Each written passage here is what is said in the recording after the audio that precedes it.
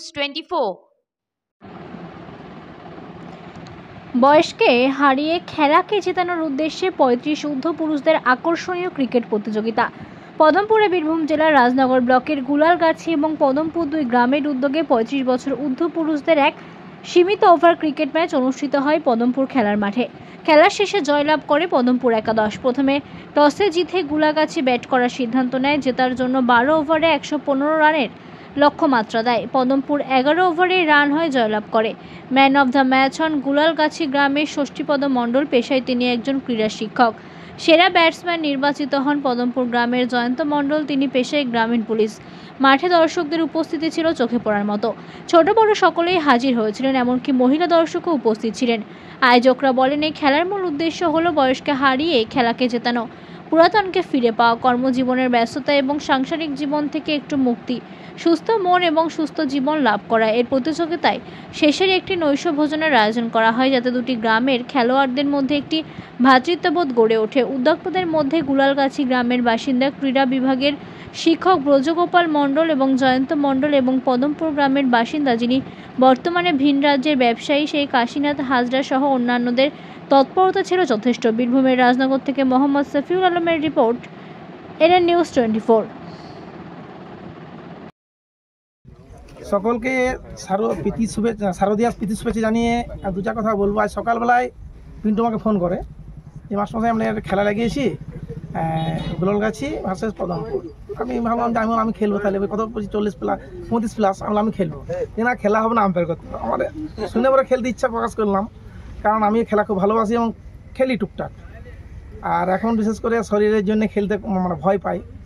তো খুব ভালো খেলা হলো, যে মানে সবারই এত উদ্দীপনা ছিল খেলাতে।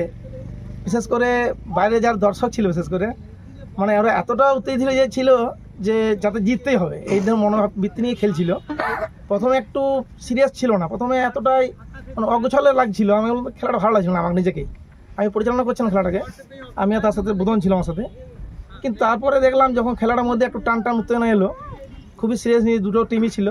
কিন্তু যাক, খুবই উত্তেজনাপূর্ণ ম্যাচ, গিয়ে পদমপুর জিতলো, ভালো লাগলো। তার মধ্যে দুটো ইনিংস খুব ভালো লাগলো আমার।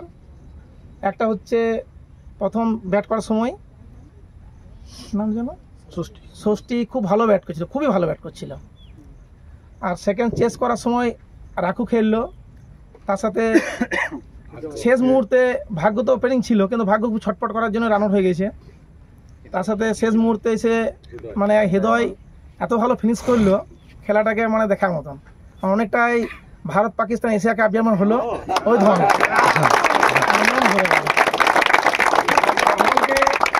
আমার প্রতি শুভেচ্ছা জানিয়ে আমি আমার এই ছোট্ট ক্ষুদ্র বক্তব্য শেষ করলাম। গুলালগাছি এবং পদমপুরের মধ্যে যে খেলা হলো, 12 ওভারের মধ্যে খেলাটা হয়েছে। প্রথম ইনিংসে যে ষষ্ঠী ইনিংসটা খেললো 73 রানের যে ইনিংস, দারুণ ইনিংস এই বয়সে খেলা। এবং 115 রান যে টার্গেট দিয়েছিল গুলালগাছি, পদমপুর জয়ন্ত এবং ভাগ্যধর ইনিংস দারুণ শুরু করেছিল। ভাগ্যধর আউট হওয়ার পরে জয়ন্তর যে একটা ইনিংস ধরে রাখার যে ইনিংস, মানে অতুলনীয়। তারপরে হৃদয় এসে ম্যাচটা 3টে 6 মেরে ম্যাচটা ফিনিশ করলো।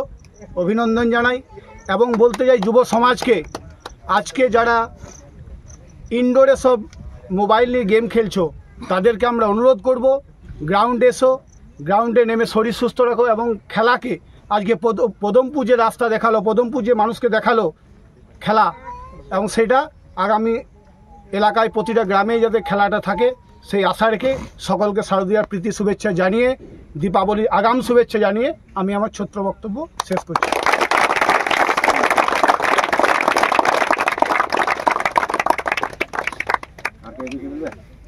আচ্ছা,